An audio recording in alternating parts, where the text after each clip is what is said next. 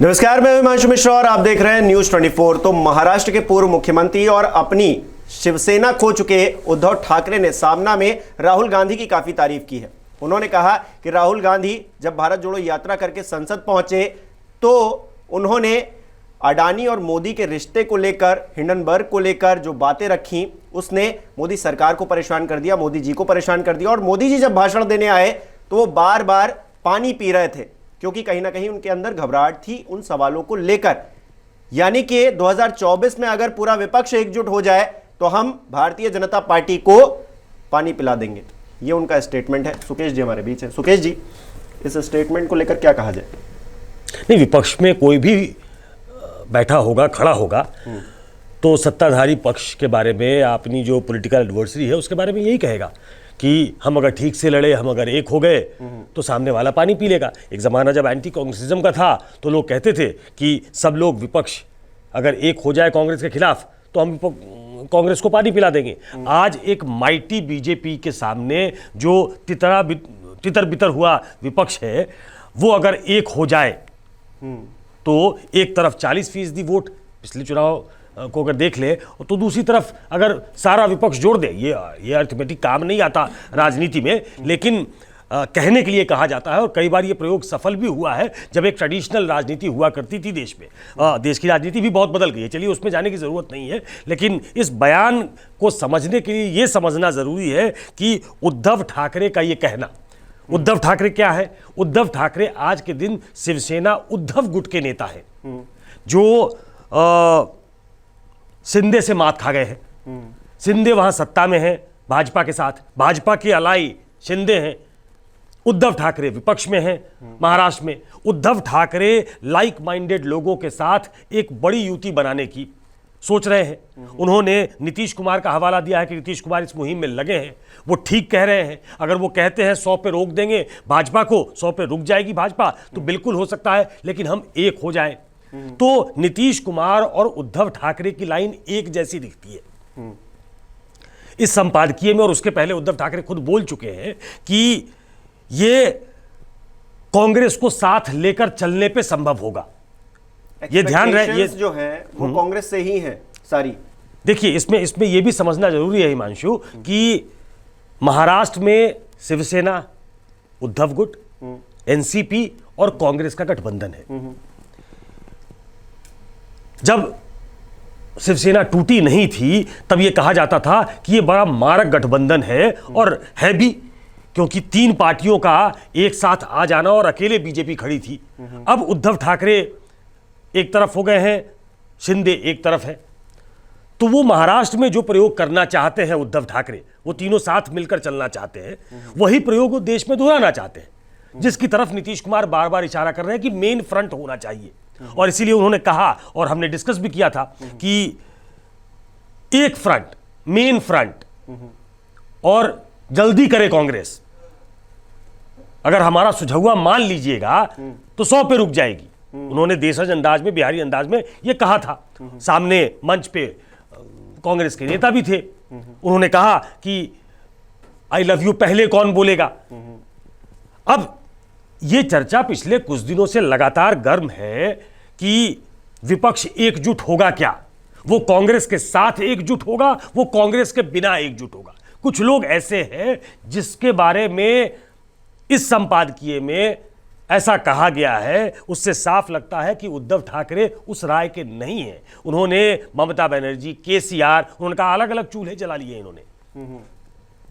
मतलब उनके अलग अलग रहने से, उनके कांग्रेस के साथ नहीं जुड़ने से विपक्षी एकता कमजोर होगी, या उनके अलग से इस प्रयास से, एफर्ट से, पॉलिटिकल एफर्ट से कुछ होने वाला नहीं है। मतलब कांग्रेस के साथ ही जाने में फायदा है। हां, इस बात पे चुप्पी है, कांग्रेस लीड ले, कांग्रेस पहल करे, कांग्रेस चाहती है वो नेतृत्व करे। मामला यहां फंसा है।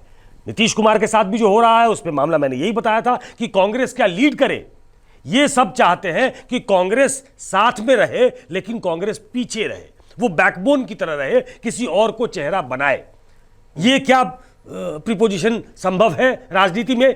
और इस कांग्रेस के लिए जो ऐसा समझती है कि राहुल गांधी के इस 4000 किलोमीटर की यात्रा के बाद राहुल गांधी की छवि भी ठीक हुई है, कांग्रेस की छवि भी ठीक हुई है। उन्हें लगता है कि हम आने वाले दिनों में जो 9 राज्यों में चुनाव हैं, 2-3 में तो अभी हो रहे हैं, उसके बाद बड़े राज्यों में चुनाव है, चाहे वो कर्नाटक हो, मध्य प्रदेश हो, छत्तीसगढ़ हो, राजस्थान हो, उसमें वो कई जीत सकते हैं या रिटेन कर सकते हैं। तो ऐसे में उनकी बार्गेनिंग पोजीशन जो है वो ज्यादा हो जाएगी। कांग्रेस उसको छोड़ना नहीं चाहती है, यही मामला फंसा है।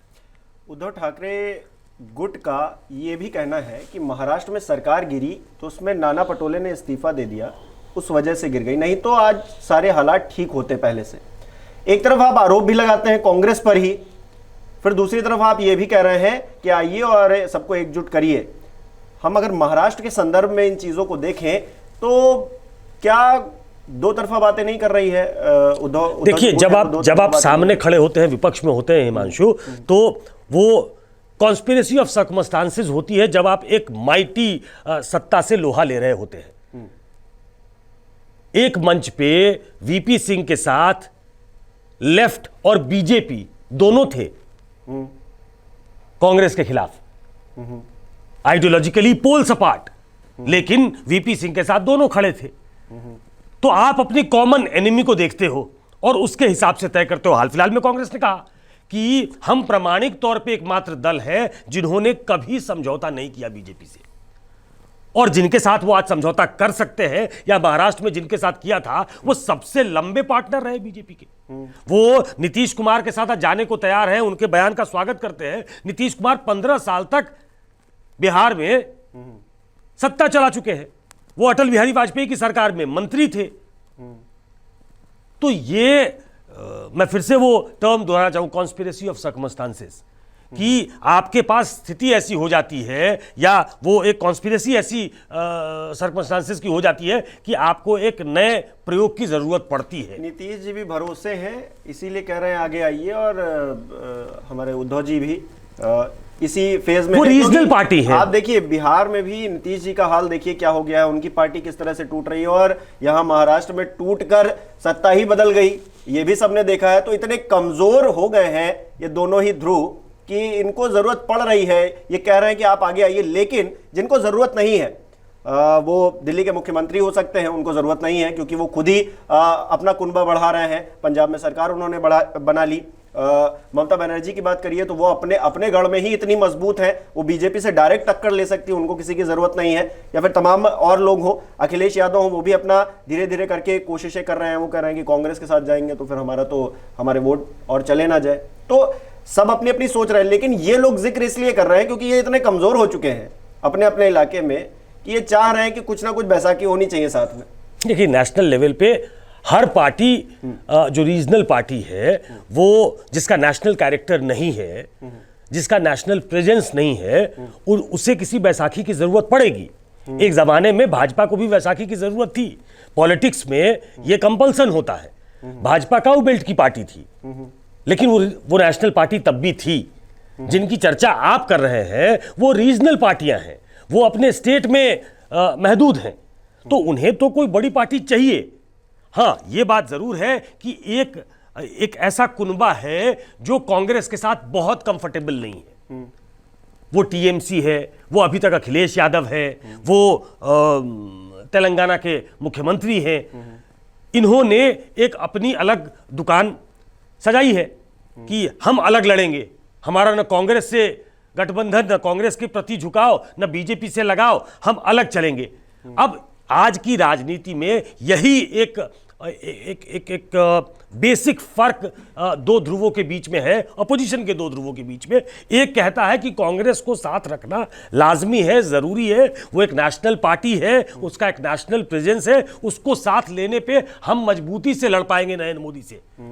शर्त यह है, वो भी इशारों में अंडरलाइन कर देते हैं वो, कि कांग्रेस लीड ना करे, और दूसरी तरफ यह है कि हम अपने अपने इलाके में रोक लें, बाद में जो होना होगा हम देख लेंगे। कांग्रेस अगर आना चाहेगी तो हम साथ आ जाएंगे, कांग्रेस हमें समर्थन कर दे। तो ये ऐसी स्थिति है जिसमें कैच 22 है दोनों, इसके लिए दोनों जो पोटेंशियल एलाई हो सकते हैं या जो विपक्ष के नेता है उनके लिए ज्यादा फायदा किसको है कांग्रेस के साथ? अगर ये सब जुड़ जाए तो ज्यादा फायदा किसको है, कांग्रेस को है या इनको है? क्योंकि सामना में ये बात इस बात का जिक्र कर रहे हैं कि राहुल गांधी ने भारत जोड़ो यात्रा करके अपने आप को मजबूत किया है, अपने व्यक्तित्व को मजबूत किया है, तो फायदा किसका है? देखिए, ये विपक्ष के लिए विन विन सिचुएशन है। विपक्ष के लिए नरेंद्र मोदी एक ऐसे कांटे के तौर पे हैं जो कि बहुत मजबूत हो चुके हैं। वो बहुत लोकप्रिय है आज की तारीख में। 10 साल के आसपास, 8 साल के आसपास वो शासन कर चुके हैं, लेकिन वो अभी भी एक मजबूत नेता के तौर पे देखे जा रहे हैं। बीजेपी, मैंने कहा, काऊ बेल्ट की पार्टी थी, उनकी धीरे धीरे पैन इंडिया प्रेजेंस होने लगी है। साउथ में अभी कर्नाटक में है, लेकिन वो तेलंगाना में भी ठीक लड़ना चाह रहे हैं। वो हैदराबाद, आंध्र प्रदेश में भी अपनी प्रेजेंस दिखा रहे हैं। वो नॉर्थ ईस्ट के कई इलाकों में पहले से घुस चुके हैं। त्रिपुरा में उनकी सरकार है आज की तारीख में, असम में उनकी सरकार है, मणिपुर में उनकी सरकार है। तो एक ऐसी पार्टी जिसका फैलाव बहुत ज़्यादा हो गया है, एक ऐसे नेता के नेतृत्व में आगे चल रही है जो बहुत लोकप्रिय है, ऐसे में आपको कॉबल करके एक ऐसा कुनबा बनाना पड़ेगा जो अर्थमेटिक के लिहाज से कई वोट बैंक को समा के रखता है, और तभी आप मजबूती से लड़ पाएंगे। इसके साथ जानकार ये मानते हैं कि एक ऑल्टरनेट नैरेटिव आपको देना पड़ेगा। सिर्फ आज की तारीख में सपा बसपा मिल गए तो भाजपा हार नहीं गई। ये ऐसे दो दल थे जो आरजेडी जेडीयू की तरह, जिनके बारे में कंसीव नहीं किया जाता था कि कभी मिल भी सकते हैं, इतनी एक्रीमनी थी, लेकिन साथ आ गए। बीजेपी तब भी जीत गई। इसलिए जो आज की राजनीति है उसके परिदृश्य में लोग कहते हैं कि आपको एक ऑल्टरनेट नैरेटिव देना पड़ेगा, और शायद एक ऑल्टरनेट चेहरे की भी जरूरत पड़ेगी जो नरेंद्र मोदी के सामने खड़ा हो सके। तो इसकी तलाश में अभी जब बिखरा हुआ विपक्ष होता है तो कई बार आपको बहुत समय लगता है कि कोई सीमेंट करके कोई एक दल या गठबंधन खड़ा हो सके, जिसमें इतने इनहेरेंट कॉन्ट्रडिक्शन है। उसके लिए खड़ा होना आसान नहीं है, लेकिन इसमें मुझे लगता है कि थोड़ा समय लगेगा जब वो आपको कॉन्क्रीट शेप लेता हुआ दिखेगा। जब अपनी बात कहते हैं तो संशय भरी बात कहते हैं। मुझे लगता है कि उनको खुद भी कॉन्फिडेंस नहीं होता, इसीलिए ये शायद बात कहते हैं। या फिर हो सकता है कि जो विपक्ष में चेहरे को लेकर या प्रधानमंत्री को लेकर जो मनमुटाव है उसको जो है थोड़ी देर के लिए दूर रख के चुनाव लड़ने की बात कह रहे हैं। कहते हैं कि आप अभी इलेक्शन लड़िए, चुनाव लड़िए, प्रधानमंत्री का चेहरा बाद में देखेंगे, वो सब एक साथ मिलकर बैठ लेंगे, लेकिन फिलहाल के लिए एकजुट होना है। जो मकसद है वो ये है कि साथ में मिलकर चुनाव लड़ लीजिए, लेकिन चेहरा अभी कोई नहीं होगा, इस बात को भी वो कहते हैं। तो संशय भरी बात ये लगती है कि उम्मीद भी है कि जीतेंगे एक साथ आकर या नहीं जीतेंगे, वो तो बात की गोटी है कि आप कोई प्रधानमंत्री बनेगा या नहीं। मेरा मूल विरोध है इस पे। मैं कोई भी जब ऐसी सत्ता के सामने होता है तो आपको कई बार बहुत कंफ्यूजन दिखाई देगा, तो वो कंफ्यूजन यहां भी दिखाई देगा। ये बात सही है कि बहुत सारे प्रधानमंत्री पद के उम्मीदवार आपको सामने दिखेंगे। कांग्रेस वो जगह नहीं छोड़ना चाहेगी, बाकी उसको उसकी मसल फ्लेक्स करने की कोशिश करेंगे कि आपने 14 में देख लिया, आपने 19 में देख लिया, आपका तो ये हाल है, आप तो 272 ला नहीं सकते, तो हमें ये मौका दीजिए। हम छोटे दल के सही, लेकिन हम स्वीकार्य हो सकते हैं। एक दूसरी थियरी ये है कि नहीं, साथ आके मिलकर लड़ लें, उसके बाद नंबर्स पे डिसाइड हो जाए या एमपी डिसाइड कर दे। 272 की संख्या चाहिए। तो ये बहुत प्रैक्टिकल बात है कि आपके पास जब तक नंबर्स नहीं होंगे तब तक कोई प्रधानमंत्री बनने वाला नहीं है।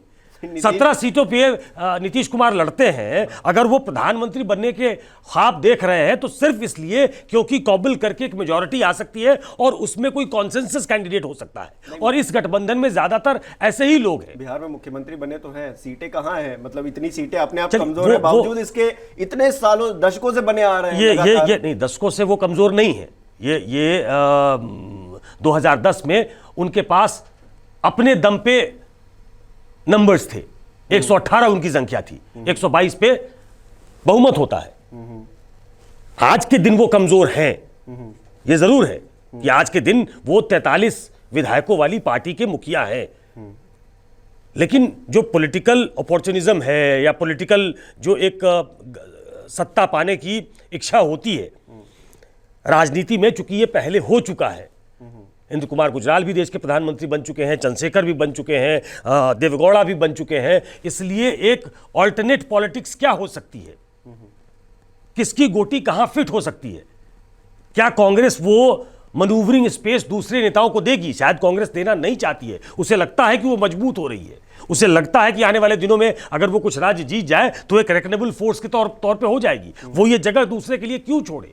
और ये बहुत ही मतलब प्रिलिमिनरी लेवल पे बातें हैं, कोई बहुत आसान काम नहीं होगा कि कोई ऐसा दल शिवसेना जैसा, कोई अखिलेश यादव के पास तो तब भी 80 सीटें हैं लोकसभा की, अगर वो गठबंधन नहीं करते हैं तो हो सकता है कि बहुत अच्छा परफॉर्म करे तो उनके पास कुछ संख्या हो जाएगी, नहीं तो बाकी दल 42 सीट बंगाल में है, 40 सीट कुल मिला के बिहार में है, और जिसके एक पार्टनर जेडीयू के नीतीश कुमार हैं, तो उनके पास एमपीज की संख्या इतनी नहीं होने वाली है जिसमें वो नैसर्गिक तौर पे प्रधानमंत्री पद के उम्मीदवार हो जाए। लेकिन नरेंद्र मोदी से लड़ते लड़ते आप यहां तक पहुंच गए, या किसी भी ऐसी सत्ता, मैं बार बार कहता हूं कि प्रचंड सत्ता से, मजबूत सत्ता से जब आप जूझते हैं तो ऐसी स्थिति कई बार बनती है कि आप कॉबल करके एक मेजॉरिटी बनाते हो, लेकिन वो नंबर्स कहां से और वो दिमाग में क्या वो बात आ पा रही है सारे दलों के कि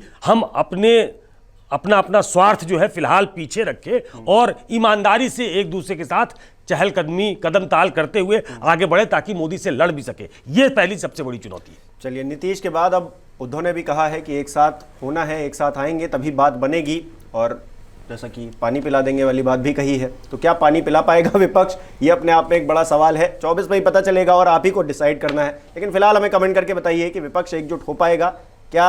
सच में उद्धव जो कह रहे हैं पानी पिला देंगे बीजेपी को, क्या पिला पाएंगे? कमेंट करके बताइए। बहुत बहुत शुक्रिया। नमस्कार, मैं हूं मानक गुप्ता।